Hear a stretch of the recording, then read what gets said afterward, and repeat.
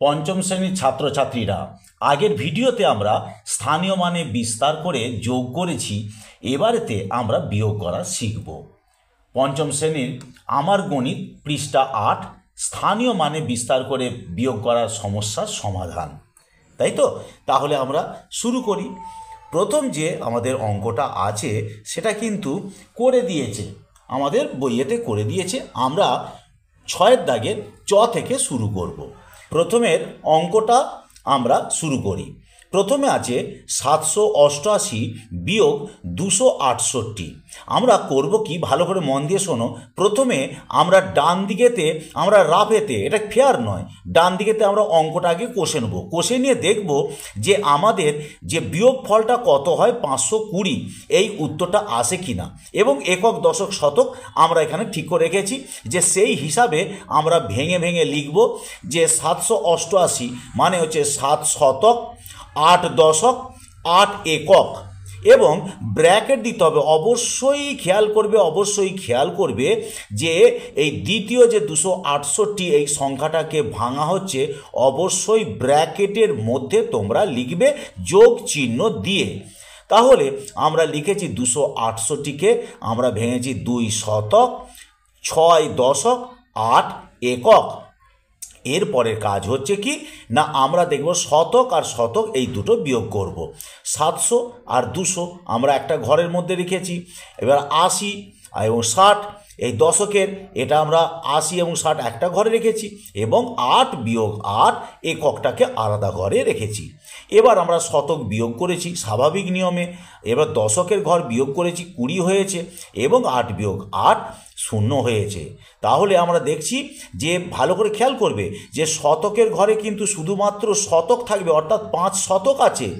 দশক এককে 0 0 থাকতে হবে। যদি এরপরেতে যদি দশক এককে কোনো সংখ্যা থাকতো, আমরা পরের অঙ্কে দেখব, তখন কিন্তু আবার পরের লাইনে ভাঙতে হবে। এবার দেখি দশকের ঘরে 2 দশক আছে, এককের ঘরে 0 ঠিকই আছে, একক শুধু 0 আছে। আমরা শতক, দশক, একক এবার যোগ করব। যোগ করে পেয়েছি 520 এবং পাশে আমরা মিলিয়ে দেখে নিয়েছি যে 520 উত্তর হয়েছে, অর্থাৎ অঙ্কটা আমার ঠিক আছে। এইরকমভাবে রাফ করবে, কখনোই ভুল হবে না। এই টেকনিক নিয়ে যদি তোমরা পড়াশোনা করো, কখনোই যে কোনো ধরনের অঙ্ক তোমরা বিয়োগ তোমরা করতে পারবে। এরপরের অঙ্কটা আমরা দেখি। 6 দাগে 6, 999 বিয়োগ 125। আমরা বলেছি যে আগে আমরা একক, দশক, শতক এখানে পাশে সংখ্যাগুলো বসিয়ে নেব, বিয়োগটাও আগে থেকে দেখে নেব। রাফ স্কেচ কিন্তু এটা। 8 7 4 উত্তর আমরা জেনে গেছি, মিলিয়ে দেখে নেব। তো আমরা 999কে 9 শতক, 9 দশক, 9 একক ঘর কেটেছি যোগ চিহ্ন দিয়ে। বিয়োগ চিহ্নটা যথারীতি দেবো।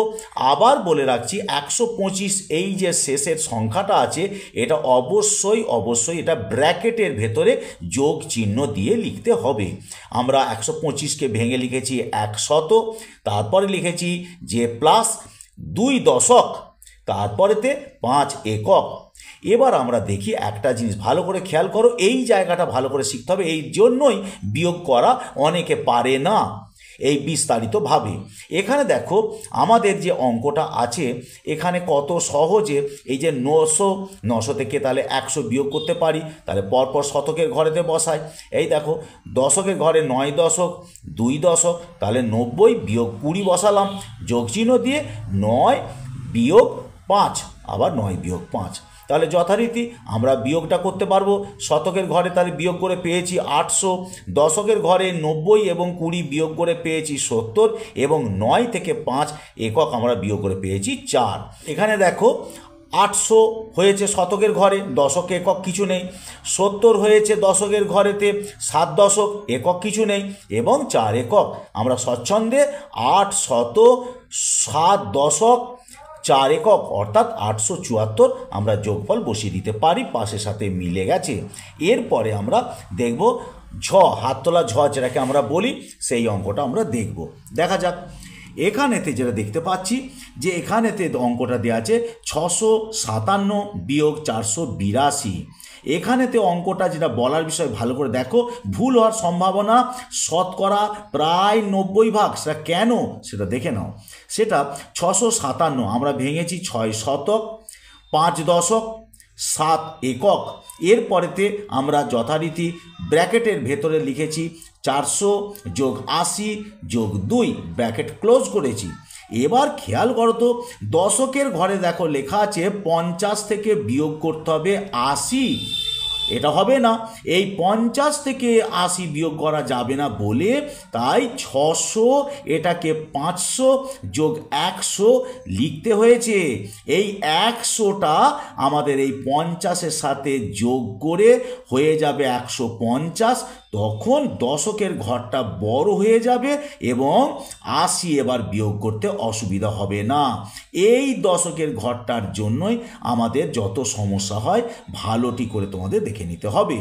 তাহলে আমরা 600কে ভেঙেছি 500 যুক্ত 100, পরবর্তীকালে বাকি সংখ্যাগুলো বসিয়ে দিয়েছি। এইবার আমরা শতক দশক একক আমরা হিসাব করি। 500 থেকে 400 বিয়োগ, আচ্ছা শতকের ঘর হলো। দশকের ঘরেতে আমরা বলেছি এখানে শতক ঢুকে গেছে, কারণ আমাদের 80 সংখ্যাটা বড় ছিল। তাই আমাদের প্রথমে সংখ্যাটা বড় করার জন্য 100 যোগ 50 এবং 80 বিয়োগ করলাম। এবার পরবর্তীকালে 7 বিয়োগ 2 এককের ঘরে হয়েছে। এবার শতকের ঘরে বিয়োগ করো, বিয়োগ করে পেয়েছি 100, দশকের ঘরে পেয়েছি 70 এবং এককের ঘরে পেয়েছি 5। আমরা দেখলাম শতকের ঘরে শতক আছে, দশক একক 00, দশকের ঘরে 7 দশক আছে, একক আছে 0 এবং 5 একক আছে।